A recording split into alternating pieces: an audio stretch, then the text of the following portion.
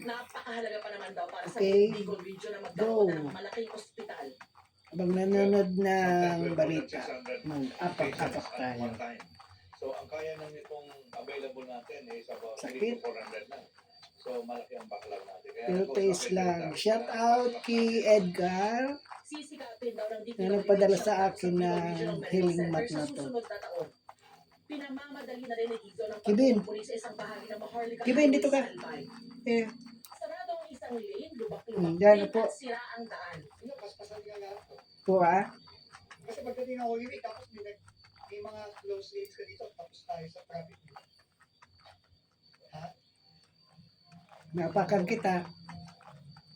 Napapanood ka sa TV, sa social media. Ibibigti ka ng mga taga-Albay dito pag hindi na nagawa. Balita ang sursugod. Pinangako ng DPWH ang rehabilitasyon ng buong Maharlika Highway.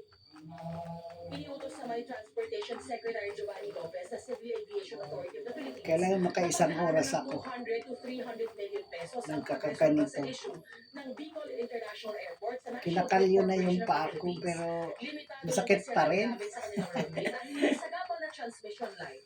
Darlene Kat, nagbabalita para sa GMA Integrated News.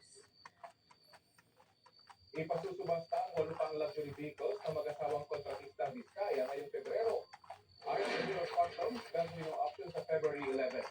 May public viewing ang magsasakyan sa February 5 at 6 para sa mga interesadong bidder.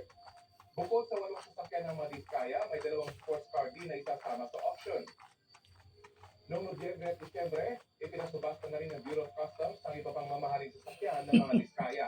Hindi lahat ay naibenta. Dito ka, Kevin, ha? Mapakan ko yung kamay mo. May taas presyo pumuli sa LPG ngayong Pebrero. Tatas naman ang gas. Buti nakabili ako kanina. Almost 1,000 na ang tangke. Nagkita 1,000 yan. Ang price hike ay dulot ng pagbabago ng presyo sa global market. Susunod, Kevin, saan ka na? ang samatalan sa tabako kabilang sa mga biktima. Maglalabas, Kevin, ha? At reaksyon ng mga estudyante sa Pasay ng masaksihan ng entrance sa isang bride. Trending eh. Magbabalik agad ang balitang hali. Ang haba na ng video ko. Ito na natin.